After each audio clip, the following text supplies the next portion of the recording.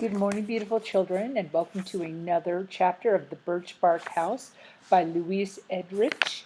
This, when we read yesterday, we learned that Omakayas and her family are in their nice, snug winter home, and that during this time of the year, with all the food where it needs to be, and the house as warm as it possibly can be, that visitors come to visit with Father and Angeline's friend Ten Snow comes and visits them as well.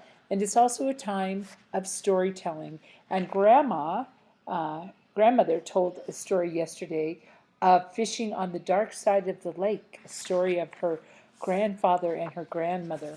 And it was a fun story to listen to. So today, as we move forward, we're going to read the next chapter, which is called The Visitor.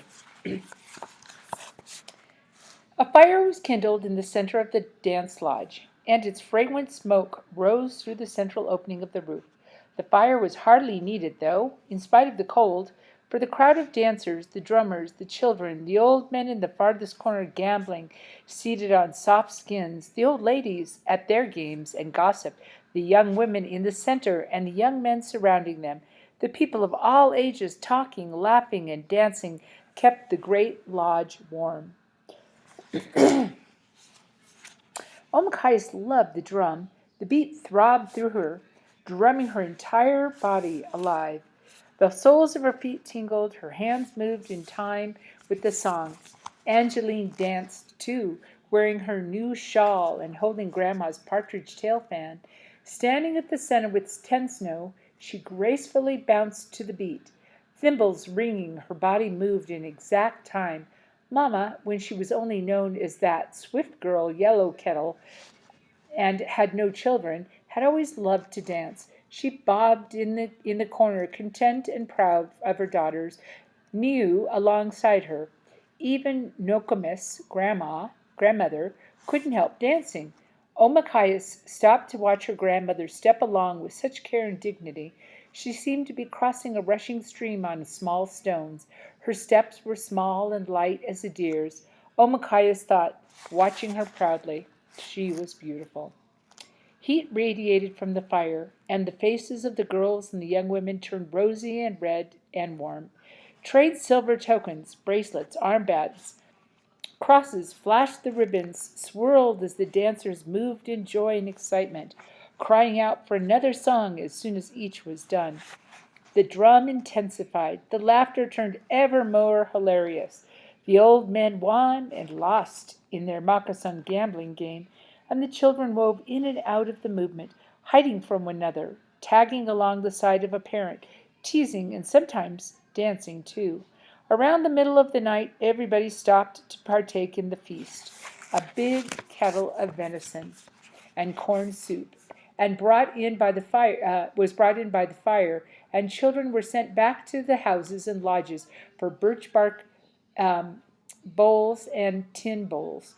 And while they were eating, teasing, commenting on the soup, flavored with low-growing juniper berries and parched with hot summer corn, something happened that disturbed everyone and changed the course of the winter. Indeed, what happened changed the way Okomayas and her family lived from then on. A visitor entered. He and his voyager crew had just dragged their sled of furs across from the mainland and were staying for the night. Thinking back, Omakayas could even remember him, sitting by the fire as close as he could without scorching, a tired-looking man, thin and scraggly braids, coughing and feeble, a bit confused-looking, a flushed, fevered face. It was the hearing of his death in hushed tones, though, and it was the next day that she would always recall the report of it. For the horror flooded swiftly from house to house, lodge to lodge. The man had died of smallpox. And although the visitor's body was taken to the farthest end of the island, although everything he touched was burned, including the lodge that he'd stayed in and the blankets that he wore, and although the generous family who let him in purified themselves in the sweat lodge, burned all of their belongings, and threw themselves upon the mercy of the mission, Fear abounded in the settlement. Had the visitor left another, more horrible visitor behind? Had he left sickness and death? Had he left smallpox? Angelina's face was taut with worry. She knew that her kind Ten Snow, noticing the stranger's discomfort, had put her own bowl filled with soup into his hands. She then brought that bowl back to the lodge that she shared with Fishtail, and although that bark bowl was thrown away and buried now in snow, there was no knowing whether it would bring down the disease and its evils. Now during the next few days everyone watched carefully for the signs of sickness, and signs soon came. Ten Snow was the first to fall into the river, and then those in the lodge where the sick man had stayed fell ill. One after another, the entire family was down, from the oldest grandfather to the tiniest baby, and suffered in the helpless hands of the missionaries, who closed the school and kept them fed and warm on the floors of the building, just below the blackboards where Fishtail had finally learned to write his name. 6 days later, when Mamma and Grandmother were hoping that the scratching sickness had passed them over, Angeline did not rise from her blankets. Overnight the fever had seized, and she lay hot and stifled, face red, eyes wild with fear, when Mamma came up to check on her. Omakayas came too, behind Mamma, but with a stern look Mamma sent her back down the ladder.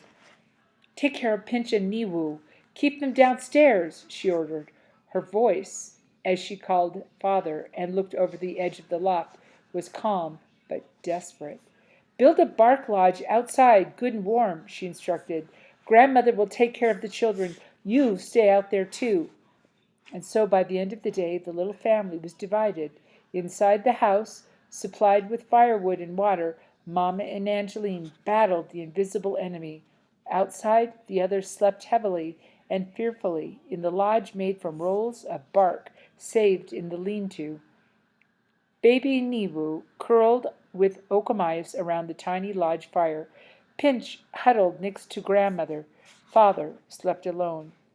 And on the third day, the evil day, Mamma did not appear at the door to bring the water that Father had brought.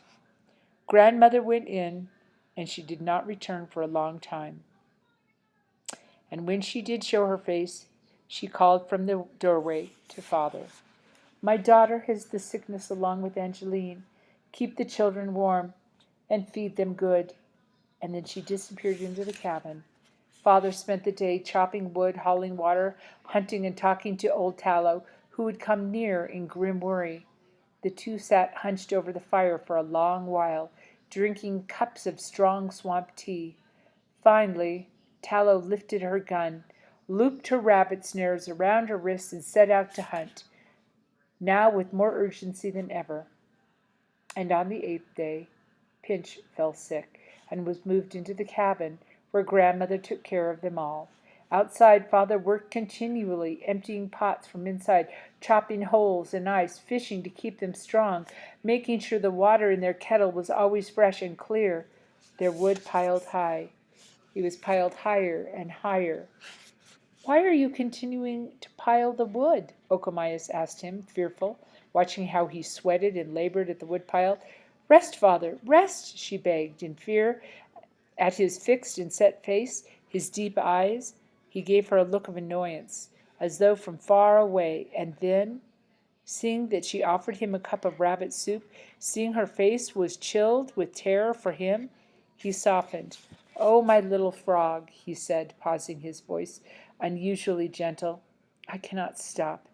I want to get a lot of wood ahead so that I can take a rest, eh?" He smiled at her, but his smile was a worried smile. The gentle exhaustion in his voice terrified her more than anything that had ever happened so far. That night she lay sleepless, gazing at the flickering of the flames on the ceiling, wondering what was happening inside the cabin, listening to her father's even breathing and the baby's tiny rumbling snore. It was as though the sickness was sucking first one, then the next and the next into the cabin, where they disappeared and did not emerge. How could grandmother care for them all? What if father got sick too? Somehow it never occurred to her that she or Niwu, the baby, could ever get sick. Father was the one she watched carefully, not the baby. It was as though her little brother was part of her. She kept him so near. She didn't understand at all. She did not understand at all when the baby fell ill. Or maybe she couldn't let the fact in because she just loved her little brother so much. Maybe that. It happened that night, and she held him close. Omakayas felt his small body, turned heated and molten, soft and fiery with the fever's rage. He was red, quiet, and limp in her arms when father awoke, and Okomayas held him close, gently bathed his face with a bit of snow, hoping that he would grin at her, hoping that again he would be healthy and sweet. She did not want the house, the sickness, to suck him in too. It just couldn't. She wouldn't let it. But as soon as she dozed off, father lifted the little baby and took him away.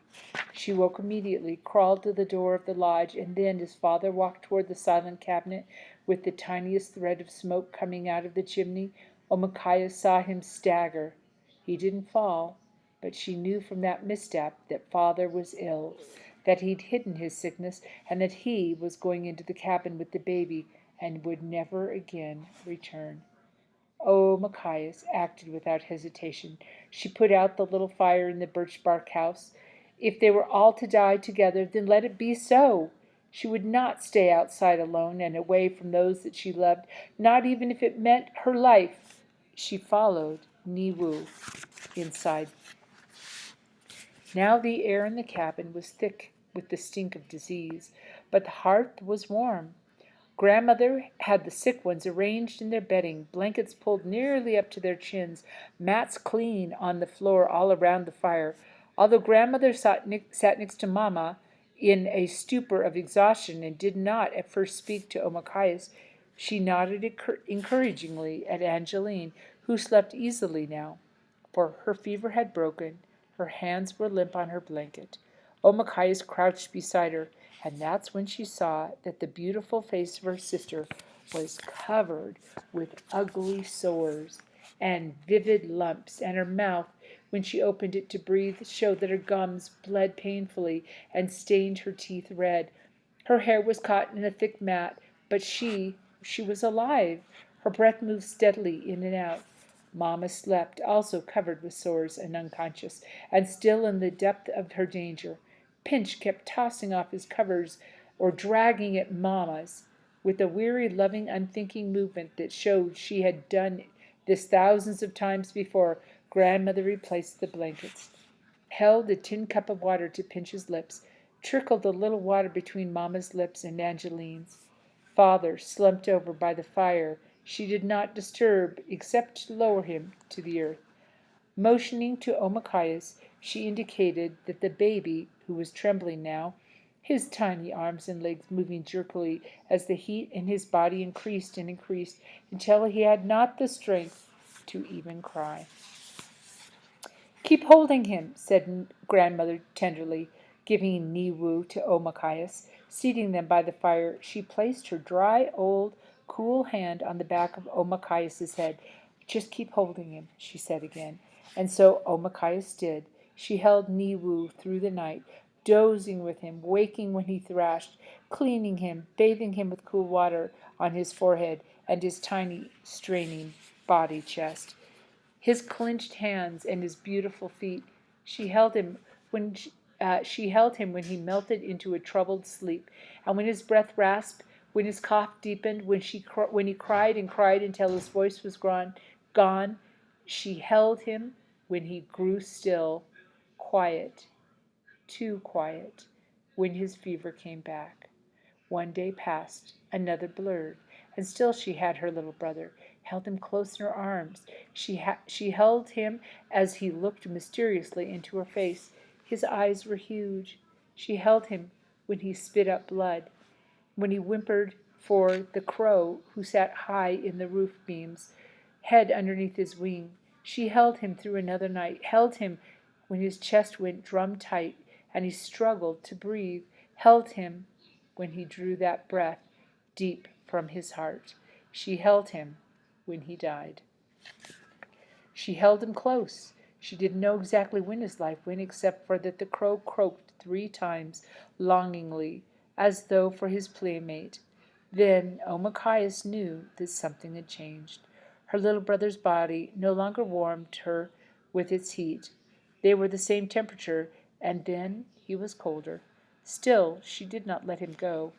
Grandmother had to take him from her arms, and when she did, Omakayas fell down on her blanket, arms still held in the cradle shape of her brother, and knew nothing all that day.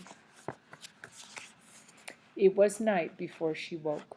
Opening her eyes, she knew at once what had happened, and the bleak knowledge made her shut her eyes again. Maybe, almost, she wished that she were sick, too, that she could join him. For grandmother had said that the Great Spirit must walk a path that leads out of this life and into the next. And since Niwu couldn't walk very well yet, why, who would carry him out of this life and into the next? When he got tired, who would help him? Who would make sure that he was fed in the other world? And who would make him toy man dolls to dance? And who would care for him when he was lost? The answer, once she had risen it, once she had began working with grandmother to care for her family, was a sad answer. Old Tallow brought the news later that day. She set 4 snared rabbits down near the door and waited to speak. 10 snow is gone, she said. And on the road to the next world, surely she and the baby would meet together, thought Omakayas, tearing up blindly, and as she had tears blinding her as she tipped water from her father's lips. Surely 10 Snow would take hold of Niwu's hand, swing him up into her arms, and carry him along the path and past the rough spots in danger into the place where they would be safe in the other world. Old Tallow took the horn spoon from Omakayas and ordered her to lie down and sleep. She made grandmother lie down as well in the corner with her grandchild. You too. Rest now. Go on. I'll take a stick to you if you don't. Her voice was fierce, rasping, angry, and strong. Grandmother obeyed her, sank into her skins, slept before her head even touched the back of her blanket. Omakayas was glad to do the same. Old Tallow then proceeded to work. She built up a fire, high, to a greater heat than grandmother had dared, for she knew she could chop more wood as she needed. She brought a new kettle of water in, skinned her rabbits by the light of the fire, and boiled them for nourishing soup. She cleaned every corner the way she never cleaned her own house. She left her dogs to run wild and tended every need, cared for the humans that she loved, and although she never would admit it, loved even more than she had loved her dogs. Old Tallow's work helped them, but the next day she left once more to hunt. Grandmother weakened, though she wasn't ill. Omakayas alone was left to tend to the sick ones. She had to keep the fire going, haul the water, cover them, bathe them down, comfort them when they were restless. Why, she hardly slept an hour at a time. First one needed her, then the other, then a third, the first again. There was no stopping. The cries of the sick were pitiful. And when the terrible itching gave the disease a name, let's try that again. And when the terrible itching that gave the disease its name started, Omakayas wrapped their hands with cloth, bit down their fingernails, anything to keep them from scratching themselves. The itching nearly drove them from their minds. Pinch was worse. He had weakened so badly that grandmother was afraid for him. Night and day, one or the other sat with him and did not let go of his hand for fear that he would run to the land of the spirits. Even the crow seemed to sense how close Pinch was to death. The crow perched near Pinch as though keeping guard, and every time Pinch slipped too far away, the bird croaked, "Wake up, Pinch, wake up!" One stubborn eye flared open, and Pinch fixed his annoyed little boy glare upon the bird. He was mad, but he got well. "Wake up, Pinch! Wake up! Wake up!" cried the crow, and what he really meant was, "Don't go, don't go, stay here." Now one night Okomayas woke to see Father trying to rise to his feet, and in the dim light of a low fire she saw him throw off his blankets. He tried to stagger outside. She knew that was certain death. Many died of the sickness when they became so fevered that they lost their minds, threw off their blankets, and walked outside and froze to death. "Please, Father," she said to draw him back. He sank onto all fours, but kept crawling determinedly toward the door, groaning, hair wild. His eyes did not know her, and his face was frightful. He clawed at the door, fell to his knees, got up on his knees. Then, this time, he was so determined that Omakayas knew there was no way she could save him from going outside. He was too strong for her, even in his sickness. Um, "I'm sorry," she said, "Father," and she raised a block of wood high and brought it down on his head with all of her strength. He crumbled to the ground. Omakaya sobbed, and she dragged his blankets to him and covered him. He was too heavy to drag near the fire, and for a long time she kneeled next to him, praying for him to live. She loved her father. What would they do without him? Back in her own blankets, she immediately sank into a fierce oblivion, and when she woke, it was morning. Instantly, she remembered the night before. Was her father dead? Had her blow killed him? Fear gripped her, and she crept to his side, put her hand on his lips. His breath came evenly. He seemed a little better, even than the day before. And as the morning went on, he sipped broth for the first time, and he opened his eyes. "Oh, my little frog," he said, and smiled, closing his eyes again, this time to sleep comfortably. "You could bring down a bear with the strength in your club." His fever had broken at last. Omakaya's constant attention brought the little family through the first part of the illness danger. One by one they all improved, all because of her careful nursing. Later it was the vaccine of the Reverend Hall, fetched from the mainland, that guarded the rest uh, from the land of the dead, and they survived the smallpox outbreak pandemic of 1847. 18 people in Omakayas' tribe died of the disease, and one tried to kill himself by other means. That man was Fishtail. No one had understood it of him, but his wife was everything to him, and when Ten Snow left him, Fishtail would not leave her body. He slashed his arm, and he was found in the blanket beside her, half alive, but he survived. But once he had the strength, he cut off his long, thick, splendid hair. He buried it with the sweet woman that he called Ten Snow, not because her own skin was white, nor she had much of anything to do with snow at all, but because the kind of assurance of her nature was reminded remain. Let's try that again, kids. Sorry about that. He buried it with the sweet woman, his hair with the sweet woman that he called Ten Snow, not because of her own skin, which was white, nor because she had much of anything to do with snow at all, but because the kind of assurance of her nature had reminded her namers of the way the deep snow covers and forgives all it touches when it falls. Oh my goodness. Now in that deep winter that the baby and Ten Snow were buried side by side, a great bonfire was lit in order to thaw the ground. The baby and Ten Snow were wrapped in red blankets, then birchbark, and at last laid gently into their good mother Earth. And as soon as Father was better, he and Fishtail worked side by side, constructing the grave houses for their loved ones. And at the western end of each little house they carefully framed a small window-like opening and built beneath it a shelf for spirit offerings. And although food was scarce, Mamma often brought the baby a little something saved from her own bowl and placed it on the shelf with the tobacco where they had buried the baby. She stayed long in the cold, wrapped in her blankets, praying for her little boy. And at the burying ground there were many new graves.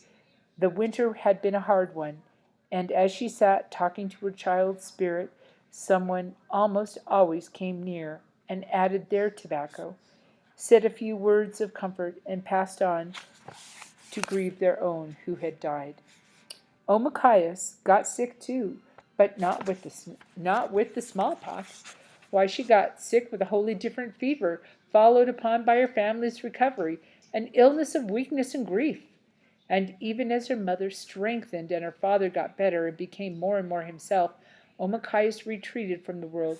She ate less and less, thought long into the night, and often in her mind's eye she saw the baby's tiny moccasins, forlorn in the firelight, as they sagged, tipped over, when, in his fever, he'd kicked them off.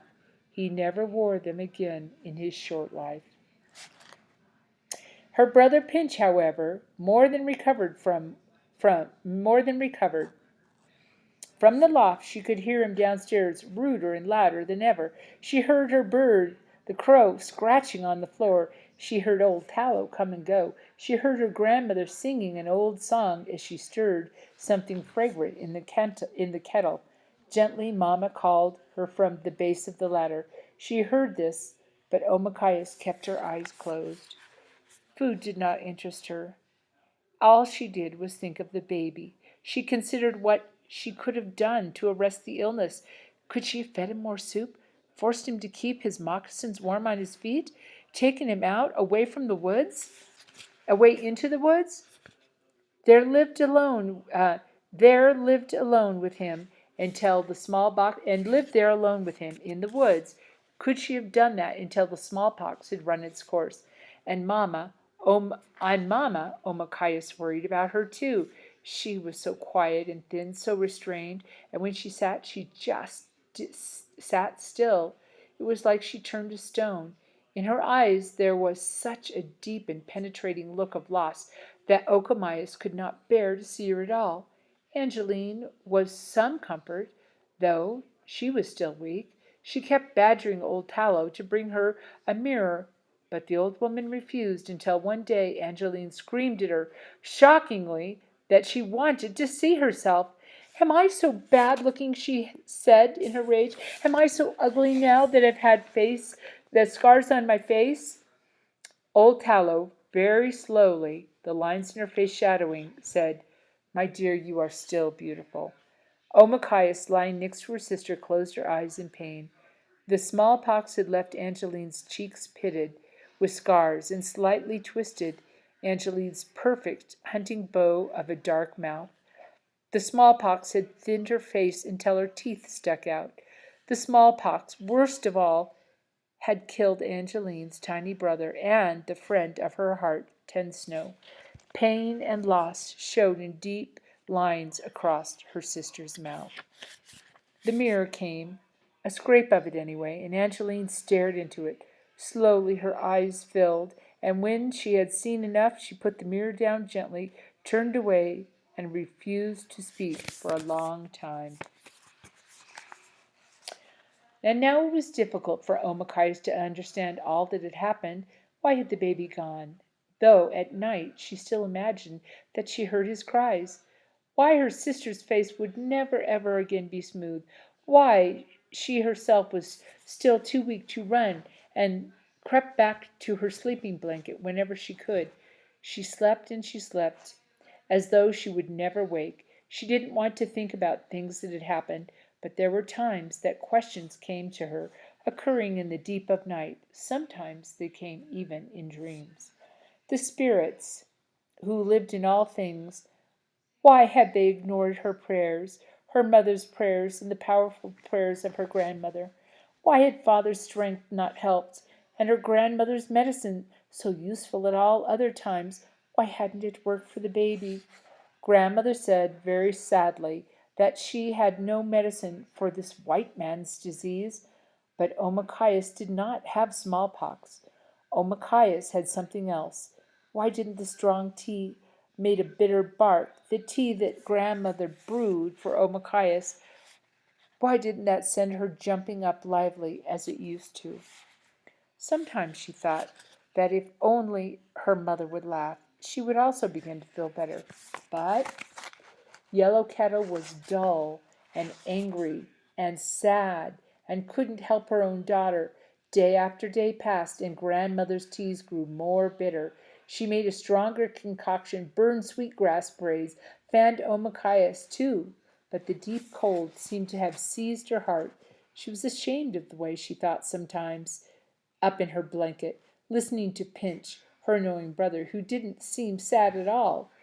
She wondered why the baby was taken and why Pinch was left behind. Why was Nibu taken to the next world and she left behind? There was no explanation that satisfied her, nothing that gave her the hope that she needed to rise and take the rest of her life. Not even when Angeline bravely smashed the little piece of mirror one day and left the cabin, walking out the door, determined to go to the missionary school and learn the meaning of this white man's writing. Like Fishtail, not even then was Omakayas inspired to come downstairs. Now, grandmother sat with her, quilling through the whole day sometimes. She told her old stories, adventures of the tricky and generous teacher of her tribe, who cleverly outwitted dangerous foes and taught the Indians how to survive. Omakayas listened, but did not find the stories the will to go forward. Did not find in the stories the will to go forward. Could the spirit have outwitted the smallpox? Could he have not pushed back the dreadful day, send home the awful visitor who had taken her baby and 10 Snow? Could the spirit at least say a word or two in his own defense and encourage Omakayas to go on with her life? Nothing happened. No voices explained anything. Her dreams were blank. One day, however, old Tallow unexpectedly appeared at the top of the ladder, and in her rough, steady hand she held a bark container of rabbit soup boiled up with potatoes from the storage cache. Eat this, she urged Omakayas, or else, she threatened when Omakayas was reluctant. After Omakayas had taken the first taste, Tallow insisted that she drink until she couldn't fit in another drop. Ah, there, said Tallow approvingly. You need to get your strength back. Omakayas nodded and closed her eyes. Don't sleep now, said Tallow gruffly. The sky is clear. Your brother is sliding on the lake. Go out. Be childish. Omakayas kept her eyes closed and lengthened her breath, hoping that old Tallow would believe that she had fallen asleep, and after a while the old woman fell silent, though she continued to sit near Omakayas, pondering what she should do next. Of course, she was suspicious that Omakayas felt Tallow's gaze locked on hers. After all, she was a hunter used to waiting at the dens of animals. If anyone could find a way to surprise Omakayas back to life, why, it would be old Tallow. Omakayas determined to outwit her, to crawl deeper and deeper into her dark burrow of sleep. Eventually, as though from far away, Omakayas felt the tentative brush of Tallow's rough, creased palm and heard the rustle of her clothes as she got up and quietly left. At first Omakayas tried to think that she had won, that she had outwitted old Tallow and made her impatient, as even the wariest animals often fail to do. But then the time stretched on. Omakayas couldn't sleep. Her feet tingled to run. Energy from the rabbit soup flowed through her, and she drummed her fingers against the floor. Oh, she was stubborn. She shut her eyes. Who was fooling whom, she wondered. The sun was shining brilliantly outside. Had she really bested old Tallow? And at whose expense? None other than her own. With a sigh, Omakayas got up. She went out, and for the first time since the illness, she felt the sun on her face, but its promise of warmth did not make her smile. And that, my dear friends, is the saddest chapter I've read so far. So it is historically accurate that in the 1800s there was a pandemic, smallpox, but they did not have medicine nor the science to cure that, and especially the Native Americans. They'd never had illness like that ever. So for them, this was um, quite strange indeed. And oftentimes whole tribes were wiped out. And if you remember at the beginning of the book where the man found a baby and everyone else had died, that had been smallpox as well. Luckily, we today live in an age where there's lots of great science and medicine, and so we can combat these things and hopefully don't have the same issues that these people have. So sad to hear that the baby and 10 Snow did not make it. The next chapter is called Hunger, and we will read that in just a few minutes.